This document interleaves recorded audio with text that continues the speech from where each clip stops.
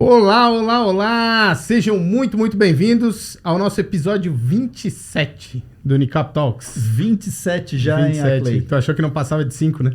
Não, eu achei que ia bem. Mas sabe o que eu achei? Eu achei que a gente só ia falar coisas de cabeça e pescoço. A gente deu uma passeada. Viu que não, que a gente passeou. E hoje a gente vai falar algo de cabeça e pescoço? Relacionado. Não diretamente, mas muito relacionado. Se apresente antes. Eu sou Aclay Viana, cirurgião de cabeça e pescoço. E esse aqui é o Unicap Talks, um podcast que conecta você, paciente, com os melhores especialistas da área de saúde. E aqui do meu lado, Dr. Daniel Ortejaro. Não, né? Hortelado. Né? Tanto faz. Tanto faz. E falando em melhores especialistas da área da saúde, hoje temos dois dos melhores especialistas.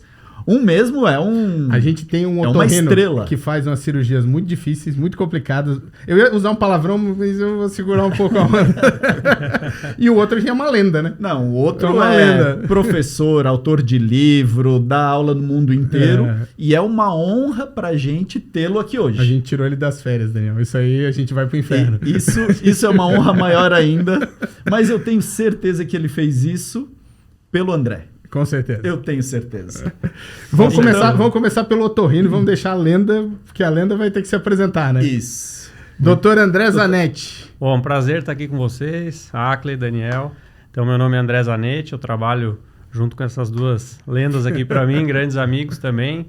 Eu sou otorrino de formação, fiz minha faculdade aqui em Floripa, na UFSC. Depois fui para São Paulo fazer a parte de otorrino. E depois tive o prazer de estar junto com o professor Aldo por 2 anos, fazendo justamente essa parte de cirurgia de base de crânio, que a gente vai conversar bastante sobre isso, aí, o que é isso, o que a gente faz, como a gente trabalha junto, né, otorrino, cabeça e pescoço, neurocirurgião e outros profissionais também. E agora estou trabalhando aí junto com vocês, é um grande prazer estar aqui. E é uma honra te ter lá com a gente, André. E Dr. Aldo Stan, professor Aldo Stan. Bem, eu estou de férias aqui, né, como vocês bem falaram, mas eu falei para a esposa, não, hoje eu preciso lá conversar com esse pessoal, entendeu? Preciso conversar com esse pessoal, porque são gente muito boa e realmente a gente quer dar digamos, uma mensagem para os pacientes, para médicos, enfim, para todos que se interessaram no assunto, né?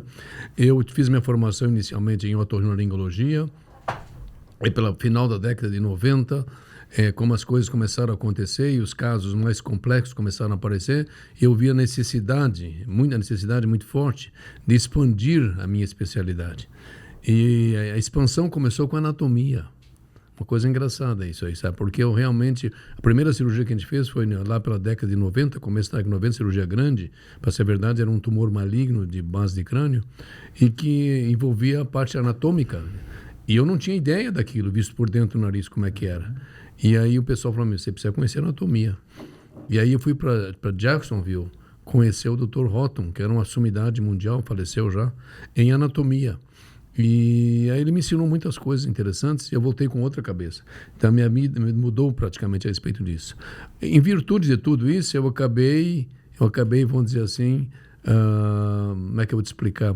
Acabei caindo para outra área, que era correlata, que é a neurocirurgia. E aí surgiu uma oportunidade na Escola Paulista de Medicina de fazer uma pós-graduação em neurocirurgia. E aí houve uma troca de informações entre a gente e a pessoal da neurocirurgia. Eu ensinava que eu sabia de otorrino e eles me ensinavam que sabia de neurocirurgia. Então houve uma troca muito interessante e para mim foi muito legal porque eu conheci muitas pessoas, inclusive aqui de Santa Catarina, neurocirurgiões daqui, entendeu? Aqui de Santa Catarina, que acabamos, digamos assim, tendo relação muito boa. E os congressos de neurocirurgia hoje em dia eu participo como se fosse de otorrino, porque eu conheço todos e eles me convidam sempre, entendeu? Então a gente tem uma relação muito grande com a neurocirurgia. E isso para mim foi muito interessante, porque eu acabei desenvolvendo áreas que eu não tinha ideia. E os nossos fellows hoje, que fazem cirurgia de base de crânio com a gente, também têm uma formação diferente.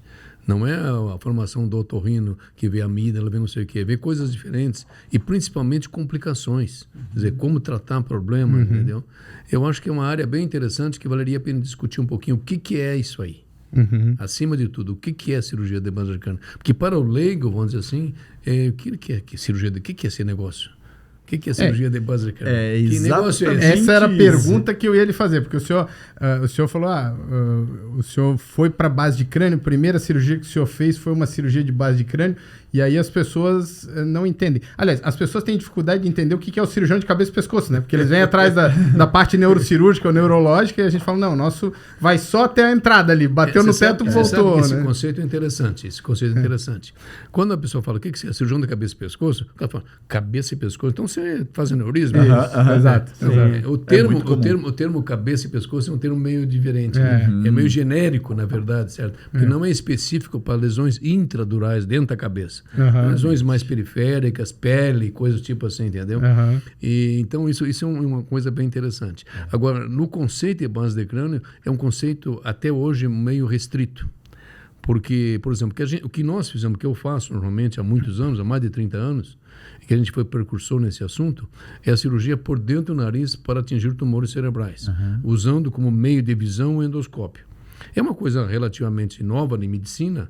30 anos, se fala que 30 anos é uma coisa nova, é uma coisa muito nova, vamos dizer assim. Quando se fala em 200 anos, 300 anos, até 100. Mas 20, 30 anos é uma coisa muito nova em medicina. Mas isso é um pequeno livro dentro da biblioteca do que é a cirurgia de base de crânio. A cirurgia de base de crânio envolve muitas coisas. Envolve a porção lateral, o osso temporal, a porção posterior, a porção fossa média. Então, tem muitos acessos externos que são considerados até hoje como cirurgias de base de crânio. Entendeu? Então, essa parte de usar o endoscópio por dentro do nariz para chegar em regiões do crânio, também na fossa posterior, também na fossa anterior, também na fossa média, é um pequeno livro dentro de um mundo que é a cirurgia de base de crânio. Quer dizer, quando a pessoa entende o que é base é aquilo que está exatamente entre o crânio, praticamente, e a face. Isso chama-se base de crânio. Quer dizer, é porque se tem um tumor, por exemplo, nesta região, não compensa ir por cima, porque por cima você tem que afastar o cérebro. Por baixo, teoricamente, você vai direto. Mas isso tudo tem vantagens e desvantagens. Tá, nós vamos discutir depois as vantagens e as desvantagens desse tipo de acesso. Mas eu acho que seria legal, o senhor que tem muito mais experiência do que a gente, obviamente, não só experiência e técnica mais aprimorada, mas o senhor viveu essa transição, claro, né? Como que era a cirurgia de base de crânio, dos tumores de base de crânio, antes do acesso endoscópico e depois do acesso endoscópico? Você fala, é muito mais fácil ir por dentro do nariz, né? Senão eu tenho o cérebro na frente, se é de região anterior. Mas antes do acesso endoscópico, isso também era tratado de alguma forma. Claro, como é que era isso?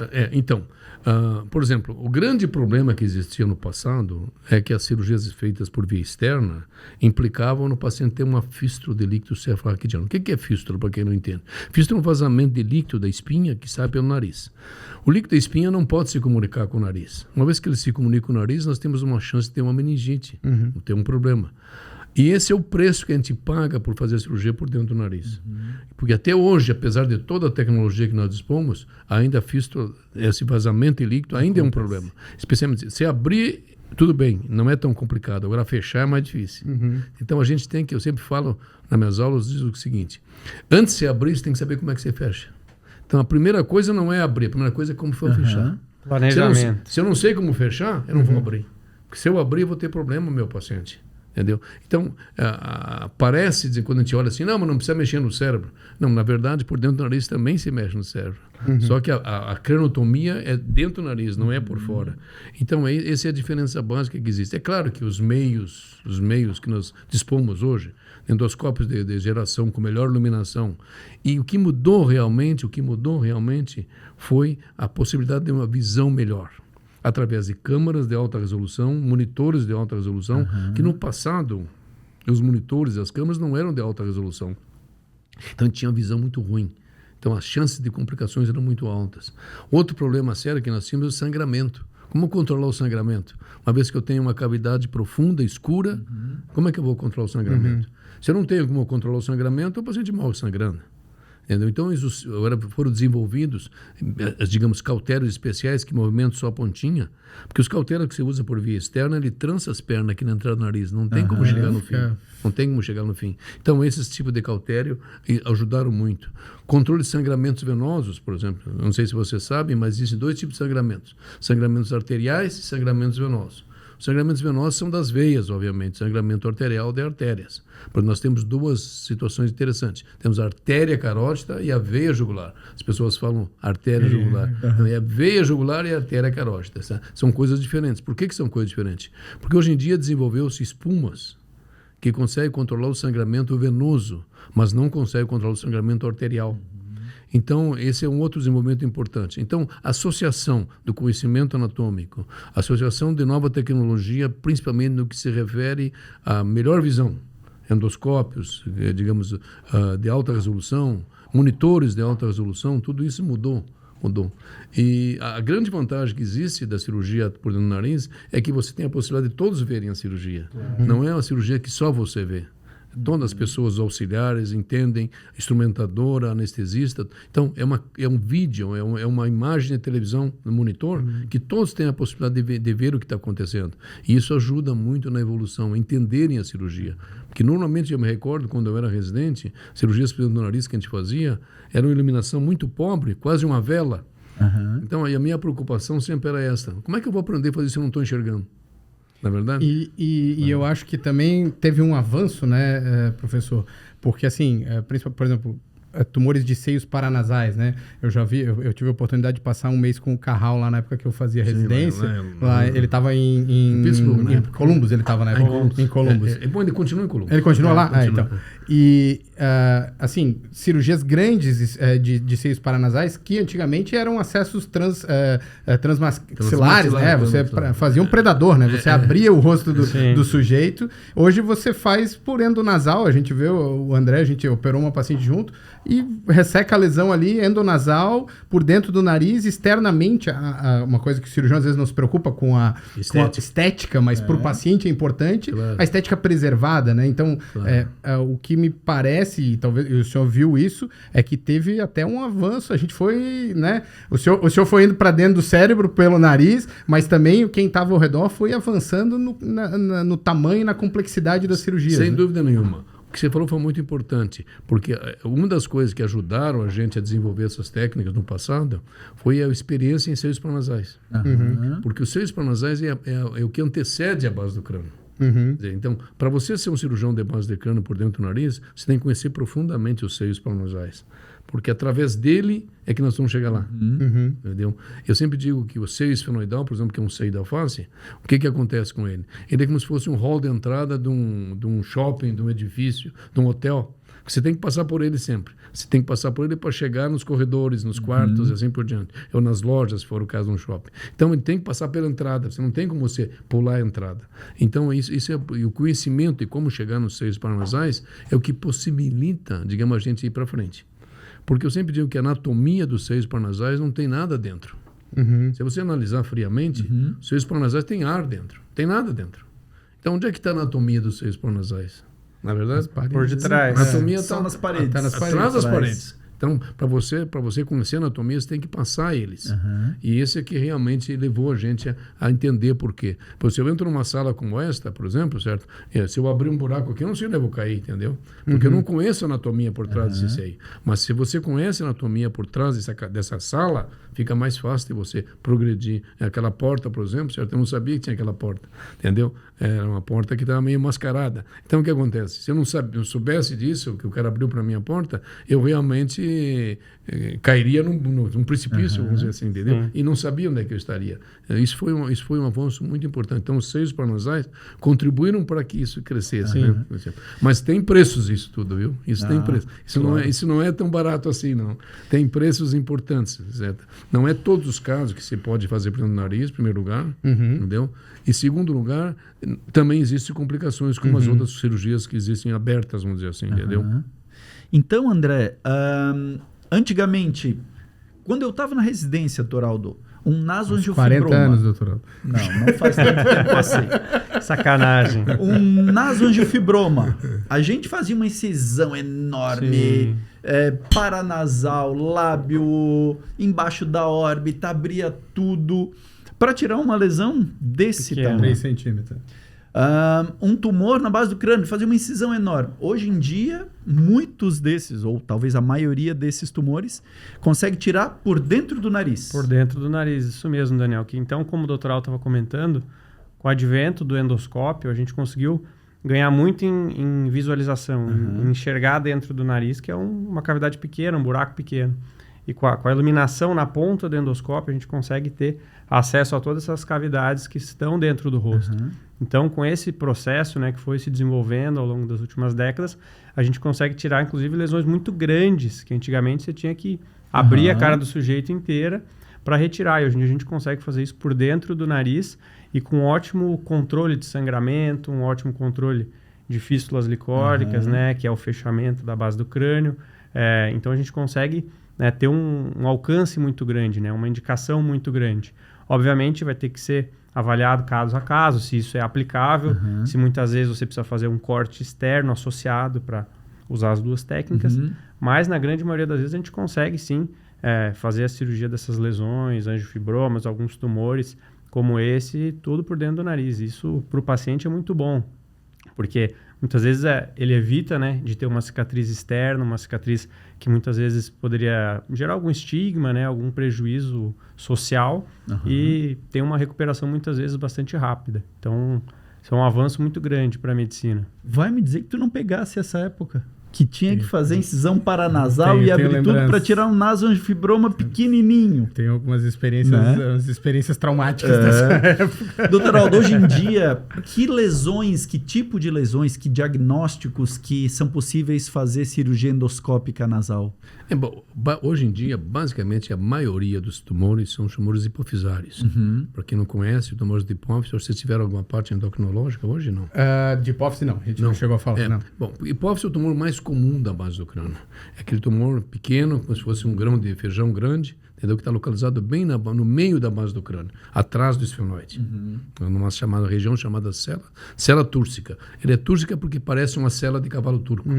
Então, por isso chama cela túrcica. É por essa razão que chama cela túrcica, entendeu? Tem um cavalete anterior, um posterior, que chama clinoide anterior, clinoide posterior, e no meio está a cela, e sentado sobre ela, nós temos essa glândula. Essa glândula que gera toda a parte endocrinológica da pessoa. Então, pessoas, por exemplo, que engordam muito rápido, pessoas que têm problema de colesterol aumentado, problema de ACTH, problema de corticoide aumentado, tudo isso aí são produzidos por esta glândula. E esta glândula é a cirurgia mais comum que nós temos.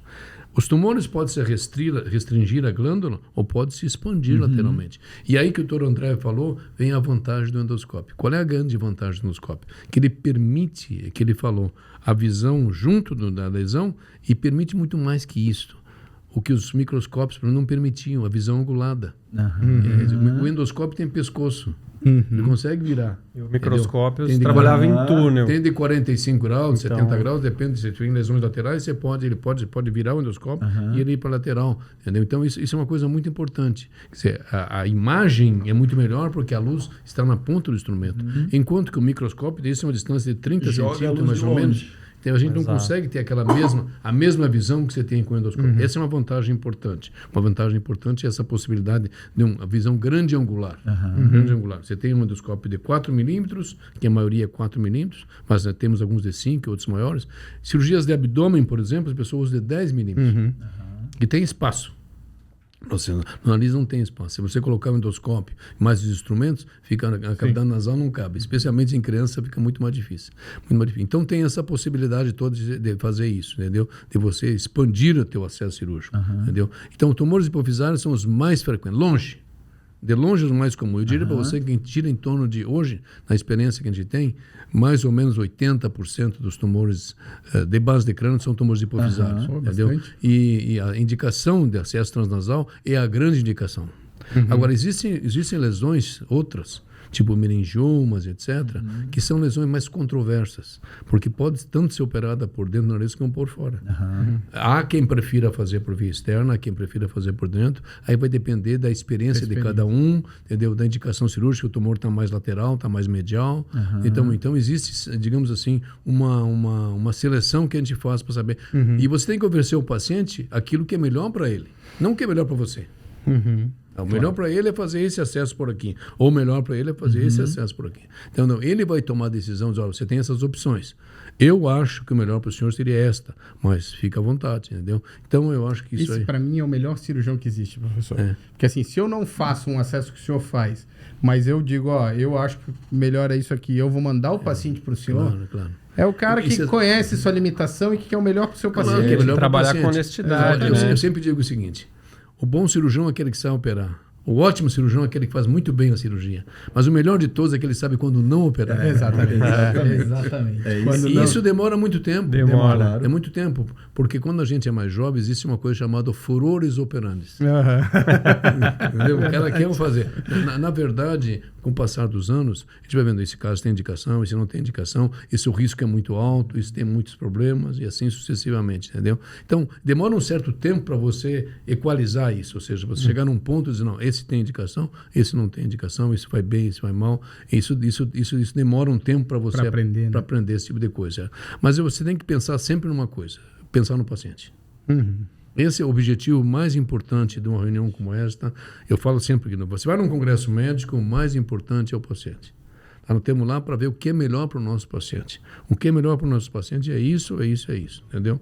Isso eu acho que a gente fica tranquilo, dorme tranquilo, porque você fez o melhor para o teu paciente, entendeu? E o paciente sabe agradecer quando você faz a coisa direita, entendeu? Você sabe que nem em todos os casos você consegue 100% de resultado, mas a maioria das vezes você consegue uma boa conduta, pelo menos uma conduta ética, uma conduta correta. Sim. Esse é o nosso objetivo. Não? Eu sou testemunha que eu sempre vejo as aulas do Dr. Aldo já há algum tempo, ele sempre fala isso nos cursos, nos congressos, que o foco principal é o paciente. Não adianta a gente aprender técnicas, desenvolver técnicas e etc., pensando em ser um cirurgião famoso, em publicar um monte de trabalho, sem lembrar que o foco é o paciente. Então, a gente ofereceu o melhor para o nosso paciente. Esse é o objetivo.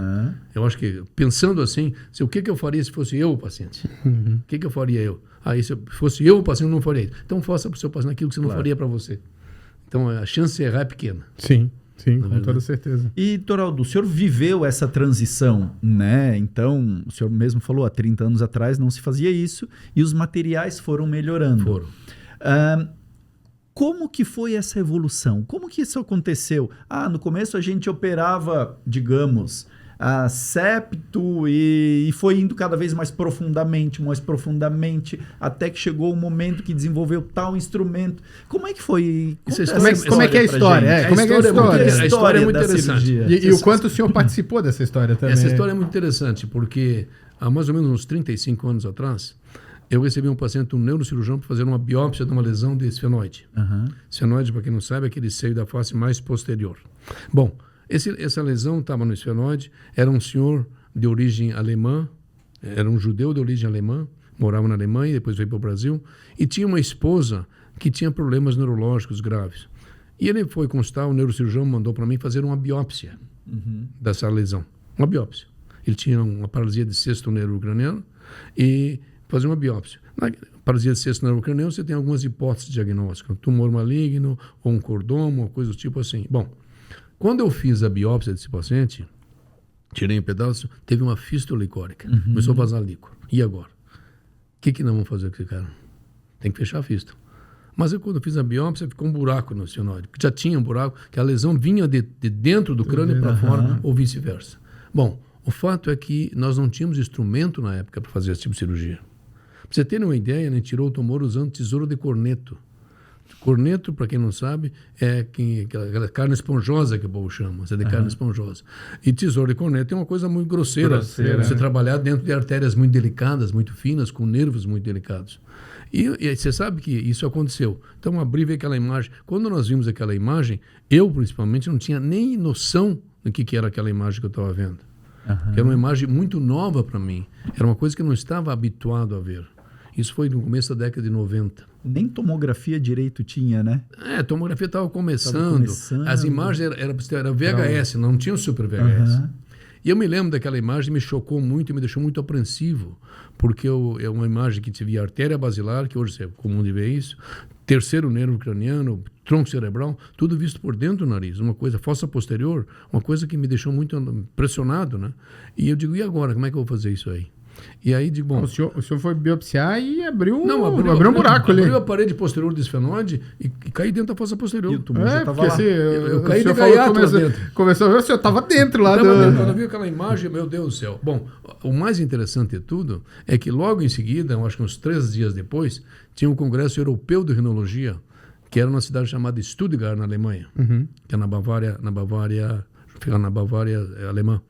E eu levei esse vídeo, mudei minha aula toda, peguei o vídeo, e levei o vídeo, e mostrei o vídeo na sessão que eu estava participando. Que negócio, o mundo veio abaixo, né? Todo mundo ficou assim que nem eu, muito pior que eu, né? Os caras, não é possível, que é isso, meu Deus do céu? E aí foi quando começou a gente pensar em estudar melhor a anatomia, pensar em instrumentos mais delicados. Porque até então a gente começou a usar instrumentos adaptados de rinologia, de seios paranasais. Compridava um pouco o instrumento e fazia isso. Mas tem uma desvantagem muito grande, que os instrumentos que você usa para seios paranasais são pistolas, sabe? Então tem esse movimento aqui. E dentro da cabeça você não pode ter esse movimento. Claro. O neurocirurgião clínico não opera com pistola, opera com pinças delicadas, entendeu? Porque são movimentos muito delicados, ergonômicos. Foi aí que a gente então resolveu desenvolver instrumentos para realizar isso. Cauteros especiais, pinças especiais, tudo desse jeito, entendeu? E para conseguir controlar esse tipo de coisa, né? Mas mesmo com tudo isso, ainda tinha outros problemas. Sangramentos, por exemplo, sangramentos venosos. Você com cauteriza, o sangramento não para. E aí, quando surgiu nos Estados Unidos, eu chamo de espumas mágicas, que é tipo Flowsil, espuma Constant, entendeu? Que são feitos para a parte venosa. Porque se você injetar na artéria, ela chupa e dá uma embolia cerebral. Então, o diagnóstico transoperatório é muito importante, a gente saber o que é artéria, o que é veia. Entendeu? Isso foi feito para a parte venosa, não para a parte arterial. E isso aí tudo, associado às imagens, associado ao conhecimento anatômico, melhor anestesia, instrumentos como endoscópio, angulados, retos, etc., e mais imagens, né, de câmaras e de monitores, isso tudo veio contribuir para que a cirurgia tivesse um impulso muito grande. Foi quando eu falei com a senhora Storz, eu digo, escuta, isso é o futuro. E ela falou, será?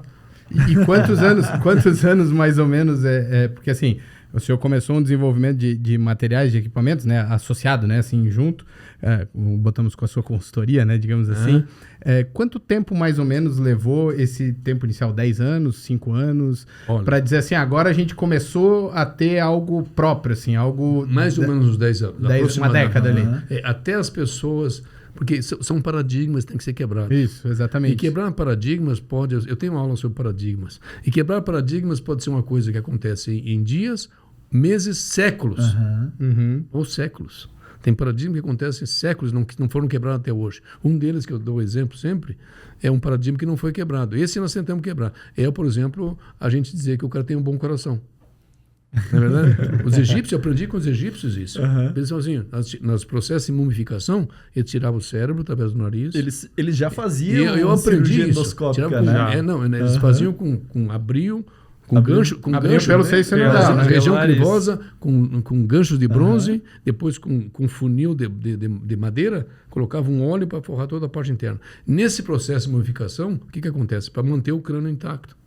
Isso eu estou falando há mais de 2000 anos atrás. Bom, mas eles faziam coisas interessantes que me chamou a atenção quando eu fui visitar o Museu do Cairo, porque eles faziam incisões no flanco externo, esquerdo, não sei por que esquerdo, tiravam as vísceras todas, colocavam numa tigela grande de madeira, potes, né? De madeira, uma tigela de barro, mas o que? O pulmão tiraram fora, o cérebro também, nós deixamos só o coração. Mas por que o coração? Porque o sentimento da pessoa está lá. E, na verdade, nós sabemos que isso não é verdade. Né? O sentimento está no cérebro. Então, a gente fala, o cara tem um bom coração. Não tem nada a ver com o coração do bom cara. Cérebro, né? Então, isso é um paradigma que não foi quebrado até hoje.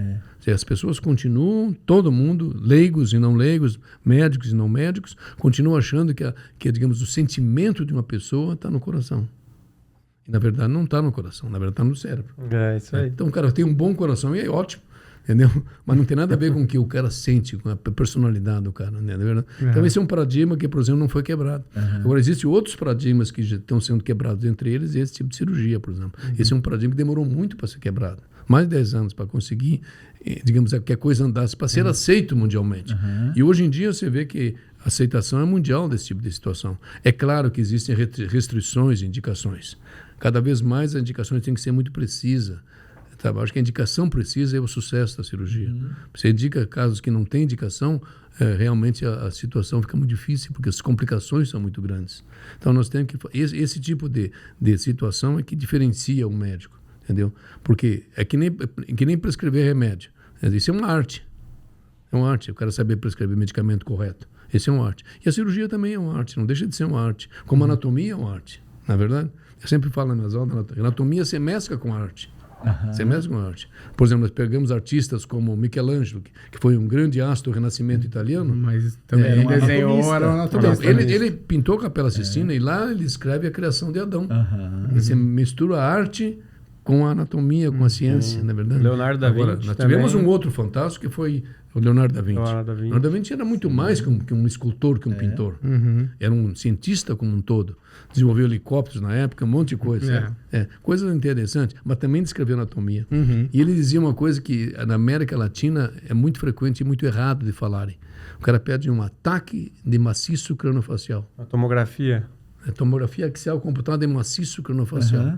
Não tem nada de maciço. Isso o Leonardo da Vinci, em 1500, já falava. A face não tem nada de maciço. A face é tudo cheio de buraco. Isso, ele falava isso em 1500. Inclusive, ele foi o primeiro a descrever os seios frontais então, nos desenhos dele.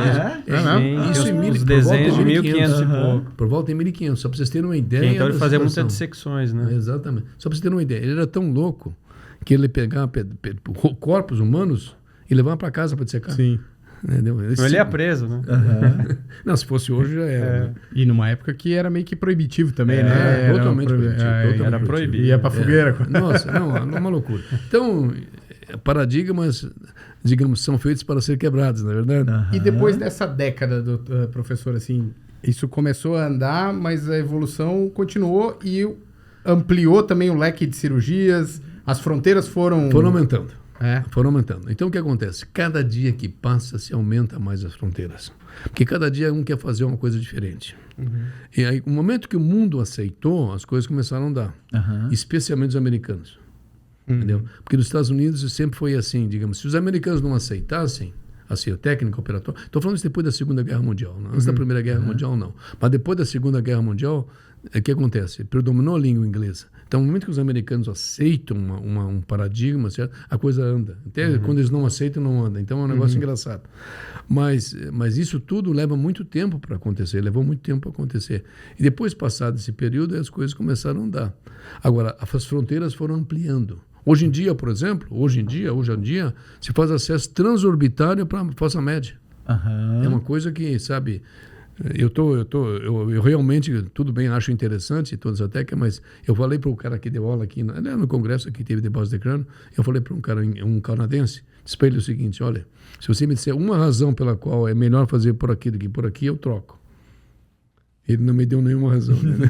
Então, também tem suas limitações, tem que ver o que é interessante e o que não é interessante. Por exemplo, ampliou-se muito a parte lateral de base de crânio, entendeu? Porque antigamente saía pela linha média. O professor Wolfgang Draff da Alemanha, por exemplo, não, temos que operar lesões ventrais, centrais. E tem muitas lendas, né, nesse aspecto. Uma lenda é sobre, por exemplo, interessante, sobre a cirurgia de hipófise. Na cirurgia de hipófise. Eu me recordo que uma vez eu estava na Alemanha, eu falei com um médico chamado Wigan. Ele é de uma cidadezinha muito pequena, onde tem a Siemens, não me esqueci o nome da cidade. Você lembra o nome da cidade, da Alemanha? Onde tem a fábrica Siemens. Siemens não. Bom, esqueci o nome. Bom, não importa. Erlangen. Agora lembrei. Erlangen. Bom, então o que aconteceu? Eu perguntei para ele, depois de 3.000 cirurgias de hipófise, falei para ele, qual é a recomendação que você dá para a gente? Eu queria saber, né? Ele falou assim, keep on the middle line. Porque na lateral... Fique na linha média. Se mantenha no meio. Se mantenha no meio, porque as laterais tem carótida, tem nervótica. Se você não quiser para lesão, você não vai para lateral. Mas o tumor nem sempre fica na linha média. O tumor normalmente se expande para lateral, entendeu? Então a gente, quer dizer, até certo ponto, ter na cabeça a linha média é interessante. Agora, se manter para sempre é um pouquinho complicado, né? Mas o senhor avançou essas fronteiras, né? Não, eu já vi vídeos do senhor, já vi livros do senhor, tanto o senhor quanto o professor Carral, que dissecar uma carótida ali no sifão é brincadeira ali. Mas para isso você precisa, primeiro, conhecimento anatômico, em segundo lugar, ter visão do que você está fazendo. Você não pode fazer só cegas. Bons acessos. Aí a chance é muito grande. Então, com visão lateral, essa é a grande vantagem que tem da endoscopia. Você tem a possibilidade de visão lateral. Mas aí depois eu fui para os Estados Unidos e conheci um outro cirurgião muito famoso de hipófise chamado Edward Loss, que tinha mais ou menos a mesma idade desse alemão e também tinha em torno de 3 a 4 mil hipófises. Aí eu fiz a mesma pergunta para ele. Ele me respondeu: understand the disease. Entenda a doença.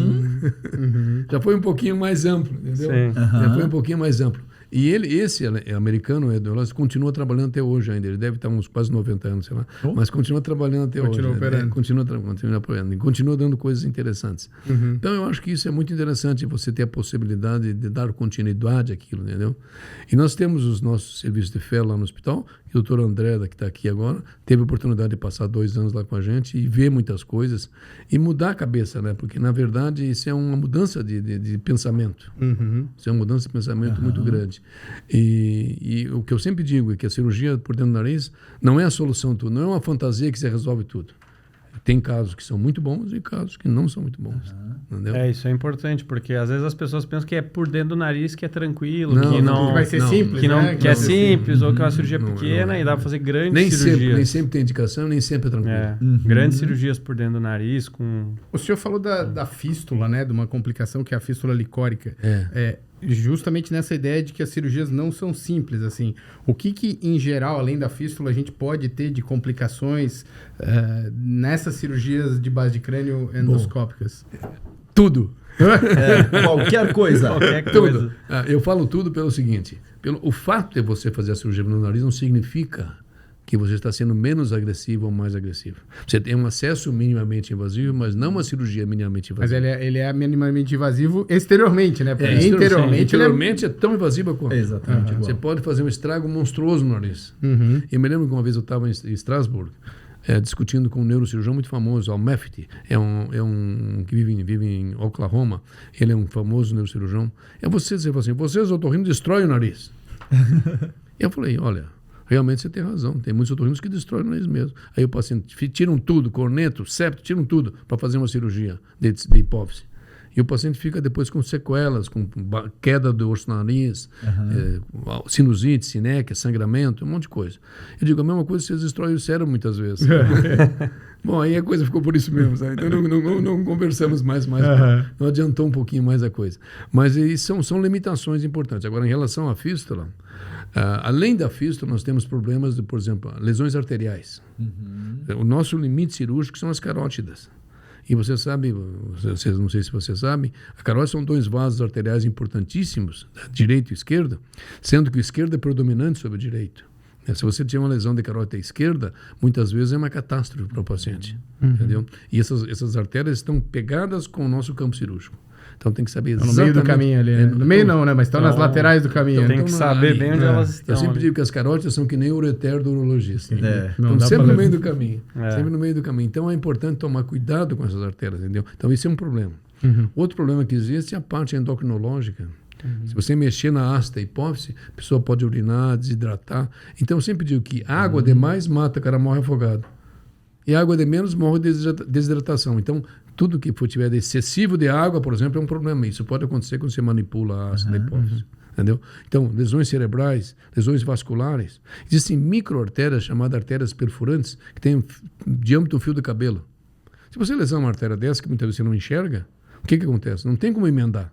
Não tem como... A carótida não tem a chance de colocar um stent, coisa tipo assim, se tamponar, parar de sangrar. Mas essas pequenas artérias não existe possibilidade de você repará-las.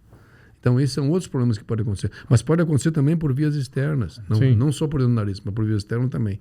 Entendeu? Então, os neurocirurgiões e as pessoas que fazem cirurgia que têm tumores, sabem que muitas vezes no meio do tumor passa uma arterinha dessa. E essa arterinha pode irrigar uma parte muito importante do cérebro. Tálamo, por exemplo, coisas assim. São áreas cognitivas, tá certo? Então o paciente pode ficar tonto pro resto da vida, entendeu? Então tem essas coisas todas. Então não é uma coisa assim, porque eu estou falando dentro do nariz, eu não acho vai ficar melhor. Eu estou sempre... Não é uma cirurgia de septo. Eu estou sempre resolvendo. Definitivamente. Nem sempre. A maioria das vezes, sim. Graças a Deus, a maioria das vezes você consegue um bom resultado. Mas existem complicações. E às vezes complicações difíceis de tratar, sérias, complicações difíceis. Então, isso é importante que as pessoas saibam que essa técnica existe, que ela é muito importante, mas que ela tem seus problemas também. Não é só alegria. Essa rosa também tem espinhos. Também tem espinhos. E, professor, falamos muito do passado, do presente e no futuro. O que espera, o que o André, por exemplo, vai enfrentar de agora por diante? Ou vai ser beneficiado, né? Vai... Bom, eu digo o seguinte... Por exemplo, robô em cabeça e pescoço, isso está começando, mas tem algumas áreas... Tem alguma perspectiva de cirurgia por robô? Existe. Endonasal? Existe. Como é que está? O grande problema do robô na nossa parte de transnasal ainda são os instrumentos. Porque você sabe que os braços não cabem tudo dentro deles. Claro. Sim. Então, estão desenvolvendo, alguns americanos estão desenvolvendo técnicas, digamos, especificamente como instrumentais mais delicados, braços mais delicados, para que você consiga, digamos, controlar esse tipo de situação. Qual é a vantagem do robô? Primeira pessoa me diz, que vantagem tem fazer com robô ou sem robô? A vantagem principal é que o robô tem uma mão que faz 360 graus. E nós não temos isso. Nós não temos essa possibilidade. Nós temos isso aqui de giro, não mais que isso. Então, essa possibilidade existe. E o manuseio é muito teoricamente mais preciso, entendeu? Já foi isso. Já Filtro tá de tremor, visão 3D, né? A parte, por exemplo, tremor essencial não existe praticamente esse tipo de coisa, que é uma coisa importante também. Mas isso é interessante, né, professor? Porque, por exemplo, eu já vi de cirurgiões dos Estados Unidos que chegaram numa idade que estavam começando a parar de operar por conta do tremor senil, né? Da idade. Claro. E com o uso do robô, o cara voltou a fazer, Voltaram porque assim, a operar. ele tá sentado, não tá mais em pé, tá numa posição confortável e não treme. Então, assim, o cara tá com 80 anos ali, tocando Sim. Não, e o ficha. que é mais importante, tem alguns centros nos Estados Unidos que o cara faz em casa. Então, Não tira nem o pijama. Cirurgia remota. exatamente. Porque não tira nem o pijama, né? Vai dar uma longevidade pro cirurgião no claro, final das claro. contas. E assim, numa idade que o cara tá com uma experiência absurda, né? Sim. Isso é tudo muito importante. Então, isso é um avanço que eu vejo no futuro que pode acontecer. A navegação, por exemplo. Era isso que eu ia perguntar. A navegação é uma coisa muito interessante, a navegação. A navegação, ela é boa desde que você e os dois tenham a mesma ideia. Se o navegador pensa uma coisa, você pensa outra, um dos dois está errado. Eles têm que estar sempre pensando junto. Quer dizer, o que você acha, o navegador tem que concordar com você. O navegador fala uma coisa, você não, ele está certo. Porque durante o período, digamos, de cirurgia, ele pode se calibrar e você não percebe. E você confiar, porque o navegador não foi feito para quem não entende cirurgia, para quem não entende anatomia. Vou usar o navegador, está resolvido. Não. Ele tem que bater com o que você acha que está certo. Se um dos dois não está batendo, um dos dois está errado. Então, esse é um dado importante. Então, o navegador tem suas vantagens, especialmente na junção crânio-cervical, uma junção importante, que tem muitas lesões da junção crânio-cervical. Precisa saber que altura você está. Se ele estiver bem calibrado, ele é muito útil. Senão, ele passa a ser um problema, ao invés de ser uma ajuda. Passa a ser um problema. Se você confiar no navegador, entendeu? Por exemplo, você tem um navegador em ressonância magnética. Você tira o líquido, já muda tudo de posição. Então o cara se perde normalmente. Você tira o corneto médio, por exemplo, já muda toda a posição anatômica. Entendeu? Então, existe hoje em dia o que chama-se de real time. Ou seja, aquilo vai atualizando periodicamente, por real time. Mas é uma coisa bem complicada, não é tão simples de realizar isso. Então são coisas que o futuro vai talvez melhorar isso aí, entendeu? Por exemplo, nós usamos muito, uma vez, a ressonância transoperatória, para a redução de tumores hipofisários, vamos supor, certo? Só que a ressonância transoperatória, ela demora pelo menos 2 horas a mais. Necessita uma ressonância disponível para isso. Existe uma máscara que você coloca, um head framer, para que você vá na sala e volte. Isso leva muita chance de contaminação, muitos problemas. Então não é uma coisa simples também, como você pensava que fosse. Nós chegamos a fazer vários casos, mas não era uma coisa assim muito fácil, digamos. A tua cirurgia aumenta o tempo de 2 horas, 3 horas. Sim, porque uma ressonância vai ser de meia hora, 40 minutos para fazer, né? Para tirar o paciente da sala, levar para a sala de ressonância. Ou fazer ressonância. Hoje em dia existe a ressonância intraoperatória, que é todos os instrumentais têm que ser preparados. Então se torna a coisa inviável. Você tem uma ressonância só para isso. Especialmente no Brasil. Especialmente no Brasil, economicamente, tem uma ressonância só para isso, especial. É uma ressonância. E a qualidade das imagens não são boas. Lá em Columbus, quando eu estava lá, eles estavam construindo 2 salas com uma sala de ressonância ressonância no meio. No meio, exatamente. Que era justamente para poder fazer isso. É o que nós temos lá no Hospital Sírio-Libanês, por exemplo, esse tipo de situação. Mas a sala o problema é o tempo que leva para fazer isso. É um tempo importante, a chance de contaminação. Então nós chegamos a usar bastante no começo, entendeu? Para ver como é que era. E aí nós vimos que realmente era difícil. Então nós diminuímos bem o uso transoperatório. Isso não quer dizer que não seja útil, entendeu? Mas selecionou o que precisa. O que precisa realmente. Porque muitas vezes você opera um paciente e quando você faz uma ressonância pós-operatória, mas sobrou tumor. Então, para evitar esse tipo de problema, você faz a ressonância transoperatória e te mostra se sobrou ou não sobrou, você vai lá e volta. Nós já fizemos isso várias vezes. Até eu operei um paciente de Curitiba, um médico, um cirurgião plástico, e tinha sobrado tumor no lado, a gente voltou, fez a ressonância intraoperatória e tiramos o restante que tinha, entendeu? Mas foi cirurgia extremamente longa, entendeu? Aí contamina, uma série, sabe? Então, realmente, tem seu preço. Tem seu preço. E alguma coisa de inteligência artificial que estejam pesquisando? Então, tem muitos centros no mundo hoje que estão pesquisando a inteligência artificial para ver até que ponto ela contribui. Nada do que eu falei para vocês substitui o conhecimento anatômico da pessoa e a experiência. Nada. Absolutamente nada. Absolutamente. É a fundação. É o mais importante. Isso nada substitui, absolutamente nada. Todas essas tecnologias são complementares. São complementares. Inteligência artificial, robô e assim por diante. São coisas complementares, que realmente te facilitam a vida, como a navegação, por exemplo. Mas não substitui o teu conhecimento. Isso é uma coisa importante. Talvez para a gente isso seja a única esperança que nós temos. Entendeu? Acho que até essa questão da inteligência artificial no campo do diagnóstico vai nos auxiliar de alguma forma em interpretar imagens com mais exatidão, com um ganho, eventualmente, em você não precisar biopsiar tão precocemente uma lesão. A gente tem algumas coisas sendo pesquisadas em cabeça e pescoço para cirurgias robóticas e vídeo de tireoide, por exemplo, com paratireoides, né? Então, ele ser meio que um sinal de alerta, né? Então, tipo, o que eu consigo pensar, por exemplo, na endoscópio nasal, é ele começar a mostrar onde é que tá a carótida, né? Tipo assim, a carótida tá desenhada aqui, e meio que uma realidade aumentada, né? Mas você pode desenhar ela operatoriamente durante a cirurgia. A gente tem um navegador que faz algo o neuronavegador, semelhante, desenhar as estruturas. Te dá uma ideia onde é que ela tá. Mas é a história que eu te falei. Se você não estiver perfeitamente calibrado ou descalibrado na cirurgia, você acha que a carótida está aqui, ela está aqui. Ele vai te atrapalhar. Sim, mexeu a cabeça um pouquinho, já... E 1 milímetro, 2 milímetros são suficientes para o estrago acontecer. Sim. E vai ter agregação de tecnologia. Eu vi esses dias que estavam o pessoal pesquisando com aqueles óculos novos da Apple. Sei. Né, para você poder ter aquilo ampliado, né? Então você ter a tela da cirurgia, ter aquilo sem precisar, né? Acho que a gente vai ter uma evolução. Eu acho que isso é mais para vocês do que para mim. Não, por isso que eu falo, isso é uma coisa que daqui 30 anos o André vai estar falando, contando a história igual o senhor está contando. Né? Não tenha dúvida, o que eu espero, né? É isso daí. Eu sempre digo o seguinte, quando eu comecei esse tipo de cirurgia, a estrada era de terra batida e de pedra. Hoje em dia está com asfalto. Tá asfaltado. E já está com uma BMW, né? Não, já começam lá na frente, entendeu? Já começam lá na frente, muito na frente da gente. Quer dizer, então, por exemplo, aquele pessoal que é craque em videogame, tem aprende muito mais que a gente. Eu, na minha época, não tinha videogame. Então, o que acontece? Eu tive que aprender do zero. Agora, o pessoal que já é mais novo, que vem fazendo videogame há muito tempo, que, você chegou lá, tirou a hipófise, você ganha 100 pontos. Perdeu, tira... e assim, fazer uma gamificação do ensino aí, né? Exato. Então, isso é uma coisa muito importante, entendeu? Que vai mudando a concepção. E o pessoal mais jovem que está interessado, hoje em dia já tem 30 anos na frente da gente.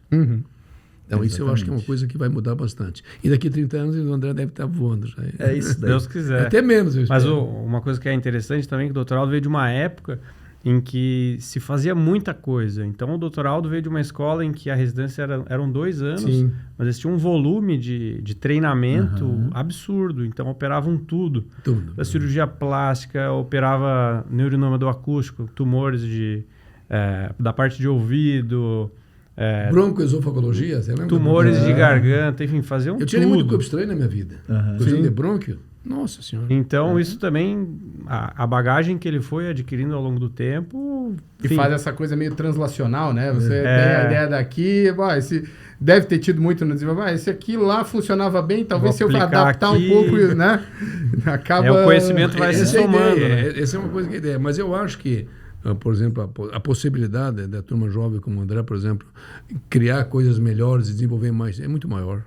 Eu não tenho dúvida nenhuma, A tecnologia está aí. Não, e outra coisa, a tecnologia vai mudando. Você pega para uma criança hoje de 4, 5 anos de idade, já nasce sabendo, parece. Faz o diabo. Eu pego meus netos, por exemplo, tem 6, 7 anos de idade, meu Deus do céu, me dá um show. É isso daí. Mas eu pergunto, como é que faz isso? É verdade. E eu falo algumas coisas em inglês com ele, ele fala assim, vovô, não é assim que fala. É verdade. Então, quer dizer, é fogo, né? Você pega uma criança de 5, 6 anos de idade, já te ensina, claro. Você imagina como é que é a coisa, né? Como é que a coisa deve ser, entendeu? Então, essa turma vai evoluir muito rápido, não tenho dúvida. Muito bom. Mas eu fico contente com isso. Fico contente porque realmente a gente está plantando uma semente e essa semente tem que dar frutos. Sim, com Tem que certeza. dar frutos. E vai dar frutos. Não, André? Que legal. Vai dar frutos. Com certeza, doutor Aldo. O senhor já deixou muitos frutos aí espalhados pelo mundo, com certeza. Clay, episódio histórico. Cara, eu gosto. Episódio histórico. Eu gosto de ouvir essas histórias de como as coisas foram desenvolvidas. É aquela frase, né? Se chegamos até aqui é porque nos apoiamos em ombros de gigantes, né? Então... Com certeza. Você sabe que aconteceu uma coisa muito interessante esse ano na Academia Americana de Otorrino. Estava um inglês dando aula, e ele falou assim, rumbling the elbows to see the giants, ou seja, coce os cotovelos para ver os gigantes. Eu não entendi nada na época, rumbling the elbows, sei lá o que você está falando, entendeu? Depois eu fui fazer a tradução e eu fui ver mais ou menos o que era, né? Mas ele quis dizer uma frase idiomática, né? Era um inglês dando aula. E aí colocou uma fotografia do Stamberger, que foi um grande precursor de cirurgia dos seios paranasais, a minha no meio e do Draff na ponta. Os dois tinham morrido. Complicou ainda. Eu falei, esses caras querem me matar? Aí tinha um argentino que dizia o seguinte, you are the one and only. Survival. Continue assim. Continue vivo. E o Stamberg, por exemplo, foi um grande divulgador de cirurgia dos seios paranasais, né? Heinz Stamberger, da austríaco. E é interessante que, teoricamente, ele foi dormir e não acordou, entendeu? Na verdade, morreu dormindo, né? Sim. Morreu dormindo. E o professor Draff teve um câncer de próstata metastático, entendeu? Foi uma pena, eram 2 pessoas, assim, fantásticas, entendeu? E o cara me coloca um negócio desse, eu fiquei assustado. Não, eu ainda tem muito a ensinar, ainda tem mas para ver muito... como o doutoral tem uma expressão a nível mundial muito grande. Exatamente. Então você vai no congresso americano, no congresso japonês, todo mundo fala do doutoral, conhecem ele, citam eles nas aulas, é bem bacana a gente ter ele aqui, né? Por isso que eu falei que o homem é uma lenda, né? Por isso que é uma honra tê-lo aqui, né? Obrigado, a honra é minha. Muito legal. Mas chovendo, eu vou voltar para casa, deixei a esposa no shopping, com um cartão de crédito. Isso é um perigo. Nós temos que encerrar logo, senão o prejuízo vai ser grande. Vai estar aqui com vocês. O prejuízo eu acho que vai ser bastante grande. Doraldo, nós temos que agradecer muito, foi um prazer, um bate-papo muito legal. André, obrigado. A gente sabe como é difícil ter que trabalhar nas férias, né? Mas muito obrigado mesmo. Mas isso aqui não é trabalho, isso é um prazer. Foi muito legal. Isso é importante. O que achou? Cara, eu fico muito feliz, agradeço muito, professor, a sua presença, o André também. Eu creio que os nossos pacientes, quem assiste, vão se beneficiar muito, porque vão ter uma explicação do que é cirurgia de base de crânio, o que é a cirurgia endoscópica, e o senhor conseguiu desmistificar muito bem, né? Que é uma cirurgia complexa. Não é porque não aparece que é simples, né? Porque as pessoas, quando escutam, acham que o endoscópio acabou o problema. Entendeu? Não tem corte, né? Não tem corte, parece que a coisa é mais simples. Mas a pessoa não sabe o que tem lá para dentro. Exatamente. Eu ia perguntar onde quem está assistindo encontra o senhor, mas o senhor falou que o senhor já fechou o consultório. Então... na verdade, eu estou com 72 anos e eu digo o seguinte, eu acho que eu cumpri minha tarefa na Terra. Mas eu continuo operando, o André sabe disso, continuo operando porque eu gosto. Eu gosto do que eu faço, gosto muito. E o meu paciente é celular. O meu paciente é médico. Eu vivo de médico. Entendeu? Então, quando o médico não me chama, eu fico em casa, entendeu? Fico tomando café, tomando cachaça, sei lá o que, qualquer negócio. Né? Mas aí eu não sabe, fumando charuto, sei lá. Então, nós vamos fazer o seguinte, quem quiser procurar o Dr. Aldo, consulta com o André. O André. O André vai fazer a ponte, pronto. Com certeza. O André sabe das coisas. Eu tenho o prazer ainda de ter o Dr. Aldo para discutir um caso, quando a gente recebe um paciente ele sabe difícil. Que lá a casa está sempre à disposição. eu trato sempre os ex-residentes e ex-fellows como filhos, tá certo? Porque realmente são filhos. Então é difícil eu dizer, filho você não escolhe, né? Ele vem. Isso daí. Então, tem filhos bons, filhos mais ou menos, e assim é a vida, né? Como toda família tem seus problemas, certo? Uns mais, outros menos, não dá para ter inveja de ninguém, na verdade, certo? É isso daí. Mas eu tive a honra do André ter conosco lá, pelo menos ficou 2 anos com a gente, 2 anos, ele e a Maria Vitória, que também fez a parte de ginecologia e obstetrícia, entendeu? E saiu de lá ótimo, com boas impressões, e nós continuamos nossos cursos em Barretos, que é um curso feito em UNIRCAD, em cadáveres, cadáveres agora, semana passada, né? Sim. Semana passada fizemos, semana passada a semana passada a gente esteve lá. Nós fomos domingo, o curso foi segunda, terça e quarta. Nós fizemos um ano passado, até o André foi também, fizemos um curso para cabeça e pescoço. Sim, eu lembro que teve Vai ter o Renato Capuzzi que organizou, sociedade, entendeu? E foi muito legal, muito legal. Eu levo sempre o André junto, porque o André faz o que chama de prosection. Prepara a cabeça para a gente secar depois. Porque não dá tempo. Claro. Enquanto a gente dá aula teórica, ele vai preparando, deixa tudo mais ou menos ajeitado, e aí a gente chega lá e mostra as coisas que tem que mostrar. Mas sem esse ajuda do André, não teria como fazer, porque não tem tempo. Não tem tempo de fazer, não tem tempo. E ele vai treinando cada vez mais, né? Claro. Porque se a cirurgia é treinamento. Com certeza. E onde os pacientes te encontram, André? Bom, eu tenho, então, o prazer de estar junto com vocês lá na Unicap, atendendo, né, às quintas-feiras. Vocês me encontram também no consultório em São José, na Clínica Vidália, e na Clínica São Lucas, em Palhoça. Então, tem minha rede social, é Dr. André Zanetti, no Instagram. E lá vocês encontram também contato para marcação de consultas e qualquer dúvida também. Muito legal. Trabalha em muitos lugares, né? Então. Vamos começar a concentrar mais Eu isso tô daí. vendo que tá muito Desse jeito não vai sair filho, né? Não vai dar tempo. Temos que trabalhar melhor nisso. Não vai ter jeito, né? Não vai ter jeito. Mas eu tô esperando netos, né? Estamos trabalhando nisso, Tarado. Estamos trabalhando nisso. Olha, muito obrigado pela presença dos Imagina, dois. prazer foi todo Daniel, nosso. muito obrigado. Muito obrigado a vocês que estiveram aí conosco. Conversa descontraída, mas cheia de informação. E até o próximo episódio, que não lembro o que nós vamos falar. Vou ficar devendo hoje. Vamos planejar isso. Vou ficar devendo. Um abraço. Tchau, tchau. Tchau. Tchau, pessoal. Obrigado por tudo aí.